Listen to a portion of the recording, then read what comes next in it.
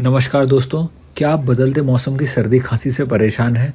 दोस्तों, आज के इस वीडियो में हम बात करेंगे शीतोपलादी चूर्ण की।